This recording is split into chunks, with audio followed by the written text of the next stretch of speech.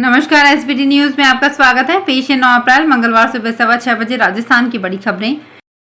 राजस्थान के मुख्यमंत्री भजनलाल शर्मा हेलीकॉप्टर में तकनीकी खामी के चलते सोमवार को बाड़मेर के सोनड़ी में जनसभा नहीं कर सके। इस खामी के चलते वे जैसलमेर से बाड़मेर के लिए उड़ान नहीं भर सके। ऐसे में बाड़मेर के सोनड़ी में जनसभा और विष्णु धाम दर्शन कार्यक्रम रद्द करने पड़े। दरअसल सीएम 2 दिवसीय बाड़मेर दौरे पर हेलीकॉप्टर से सुबह 12:40 पर जैसलमेर से पहुंचने वाले थे, लेकिन जैसलमेर से उड़ान भरते समय हेलीकॉप्टर में तकनीकी खराबी का पता चला। 10 मिनट बाद ही वापस जैसलमेर में लैंडिंग करवाई गई। मुख्यमंत्री को जैसलमेर एयरपोर्ट पर ही रोक दिया गया। इसके बाद इंजीनियर्स की टीम को हेलीकॉप्टर की जांच के लिए बुलाया गया। पूर्व सीएम अशोक गहलोत के बेटे और जालोर सिरोही लोकसभा सीट से कांग्रेस प्रत्याशी वैभव गहलोत को लेकर बड़ी खबर सामने आई है। इस सीट पर त्रिकोणीय मुकाबले की संभावनाएं अब खत्म हो गई है। जालोर सिरोही लोकसभा सीट से बसपा प्रत्याशी लाल सिंह धनपुर ने अपना नामांकन वापस ले लिया है और कांग्रेस प्रत्याशी वैभव गहलोत का समर्थन किया है। कांग्रेस से टिकट नहीं मिलने पर लाल सिंह ने बसपा के टिकट पर नामांकन दाखिल किया था। अब उनका कहना है कि कांग्रेस मेरा परिवार है, परिवार में झगड़ा होता है।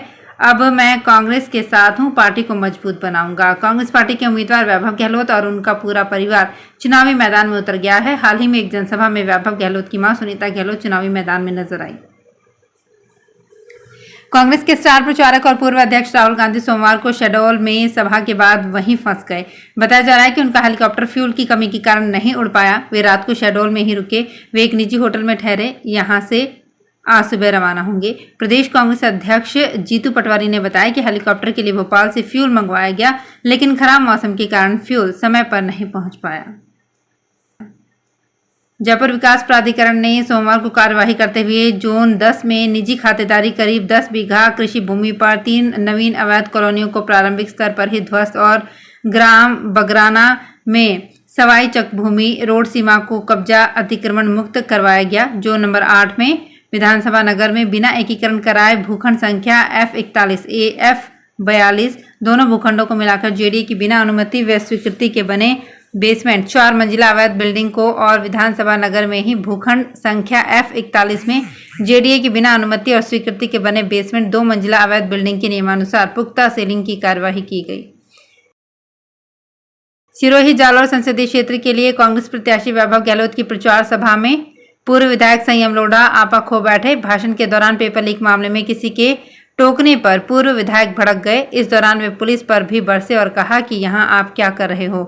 मामला सिरोही जालोर जिले के बॉर्डर पर स्थित सीलदर गांव का है। यहां प्रचार सभा रखी गई थी, जिसमें भाषण दे रहे पूर्व विधायक को उनके नजदीक बैठे एक व्यक्ति ने टोक दिया, जिस पर पूर्व विधायक आपा खो बैठे।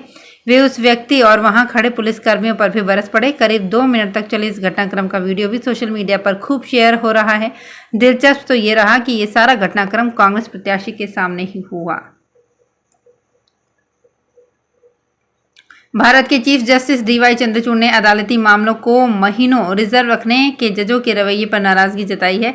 सीजेआई ने सोमवार 8 अप्रैल को एक मामले की सुनवाई के दौरान कहा कि जज बिना फैसला सुनाए किसी केस को 10 महीनों से ज्यादा समय तक रिजर्व रखते हैं। ये चिंता का विषय है। चंद्रचूड़ ने कहा, इतने लंबे समय के बाद केस पर दोबारा सुनवाई हो तो पिछली सुनवाई के दौरान रखी गई मौखिक दलीलें मायने नहीं रखती।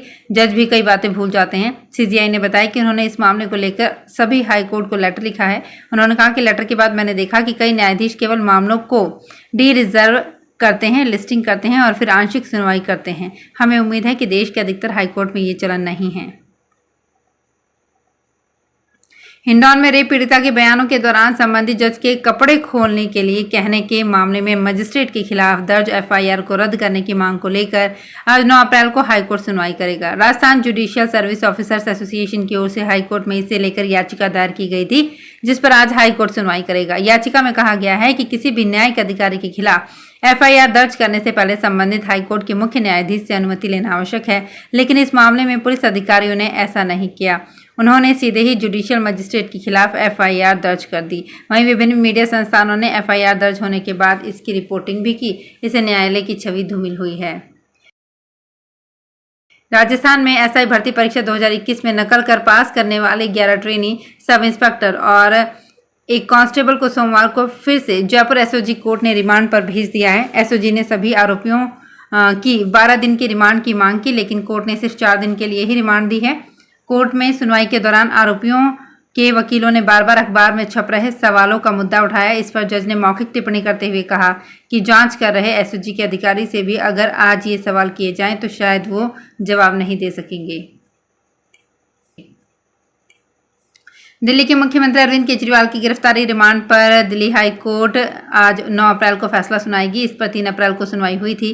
तब कोर्ट ने फैसला सुरक्षित रख लिया था। इससे पहले रावजी एवेन्यू कोर्ट केजरीवाल की याचिका खारिज कर चुकी है और उन्हें 15 अप्रैल तक न्यायिक हिरासत में भेज दिया गया था। शराब नीति केस में दिल्ली सीएम को 21 मार्च को ईडी ने अरेस्ट किया था।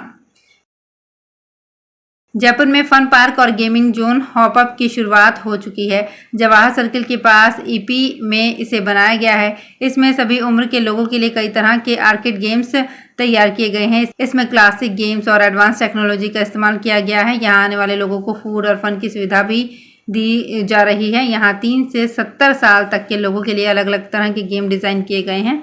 हॉपअप के को-फाउंडर विकास दंग ने बताया कि हम अपने वर्चुअल रियलिटी गेम्स के साथ एक इमर्सिव गेमिंग अनुभव भी प्रदान करते हैं। ये गेम लोगों को नई दुनिया में ले जाते हैं और सिमुलेशन की एक श्रृंखला पेश करते हैं जो कहीं और मिलना मुश्किल है।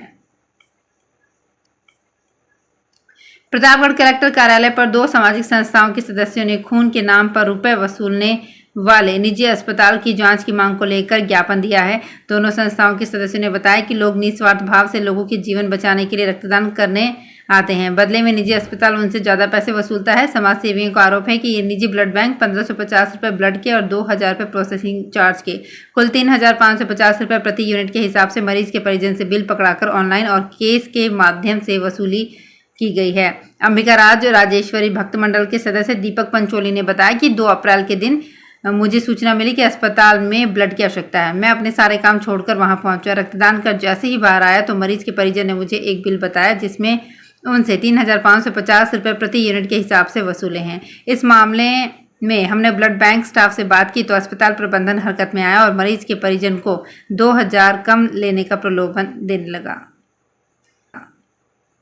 दिल्ली में इलेक्शन कमीशन ऑफिस के बाहर प्रदर्शन कर रहे टीएमसी नेताओं को पुलिस ने हिरासत में ले लिया है। डेरेन ओब्रायन को पुलिस उठाकर ले गई। 10 सदस्यों का प्रतिनिधिमंडल इलेक्शन कमिश्नर से मिलने पहुंचा था। इसके बाद सभी धरने पर बैठ गए। सोमवार शाम को पुलिस ने नेताओं को उठा दिया। टीएमसी नेताओं ने केंद्रीय एजेंसियों की दुरुपयोग को लेकर प्रदर्शन किया था। धरना देने वालों में टीएमसी के 5 सांसद डेरेक ओब्रायन, मोहम्मद नदीमुल हक, डोला सेन, साकेत गोखले और सागरिका घोष शामिल रहे। वहीं 3 पूर्व सांसद अर्पिता घोष, शांतनु सेन और अभिरंजन विश्वास मौजूद रहे। राजस्थान लोक सेवा आयोग की वरिष्ठ शारीरिक शिक्षा अध्यापक भर्ती परीक्षा 2022 में डमी कैंडिडेट बिठाने के लिए 15 लाख रुपए में सौदा हुआ था। ये खुलासा गिरफ्तार दोनों आरोपियों ने पुलिस पूछताछ में किया है। आरोपी ने बताया कि हम डमी कैंडिडेट को नहीं जानते। सौदा करने वाले ने हमारी कमजोर आर्थिक स्थिति को देखते हुए सिलेक्शन होने के बाद रुपए देने का कहा था। आरपीएससी के अधिकारी प्रवीण मीणा ने 5 अप्रैल को अजमेर के सिविल लाइंस थाने में डमी कैंडिडेट बिठाने के आरोप में 4 अभ्यर्थियों के खिलाफ केस दर्ज कराया था। पुलिस ने जोधपुर के कैलाश को शनिवार रात अरेस्ट कर लिया। बांसवाड़ा के राकेश को रविवार को गिरफ्तार किया। जालौर के गोपीलाल और बाड़मेर के रहने वाले ज्ञानाराम अभी फरार हैं। राजस्थान में 19 अप्रैल को होने वाले लोकसभा चुनाव के लिए होम वोटिंग के साथ चुनाव कार्य में नियुक्त अधिकारियों कार्मिकों की वोटिंग भी शुरू हो गई है। अलग अलग जगहों पर बनाए गए सुविधा केंद्र पर पुलिस कर्मियों, होमगार्ड, आरएसी, जीआरपी कार्मिक पोस्टल बैलेट के जरिए अपनी अपनी लोकसभा सीट के लिए पोस्टल बैलेट के जरिए मत का प्रयोग कर रहे हैं। लोकसभा चुनाव पूरे परवान पर है। प्रत्याशियों ने प्रचार में अपनी पूरी ताकत झोंक दी है। वहीं पोस्टल मतदान की प्रक्रिया भी शुरू कर दी गई है। पहले चरण में जयपुर सहित प्रदेश की 12 संसदीय सीटों पर 19 अप्रैल को होने वाले मतदान के लिए पुलिसकर्मियों, होमगार्ड, आरएसी, जीआरपी के अधिकारी और कार्मिक कतारों में लगकर मतदान कर रहे हैं। उत्तर प्रदेश के अयोध्या में माहेश्वरी समाज के करीब 200 करोड़ की लागत से बन रहे शौर्य भवन जनोपयोगी केंद्र के लिए समाज के लोगों का सहयोग जारी है और पूनावाला फिनकॉर्प के मैनेजिंग डायरेक्टर सीए अभय भूतड़ा ने इसमें 5 करोड़ रुपए का सहयोग देने की घोषणा की है। अखिल भारतीय माहेश्वरी महासभा के पूर्व अध्यक्ष एवं शौर्य भवन जनोपयोगी केंद्र के चेयरमैन रामपाल सोनी ने ये जानकारी देते हुए बताया कि इसके लिए समाज के लोगों का बढ़ चढ़ कर सहयोग प्राप्त हो रहा है। तो फिलहाल खास खबरों में इतना ही। ताजा खबरों की जानकारी के लिए देखते रहिए एसपीटी न्यूज। धन्यवाद।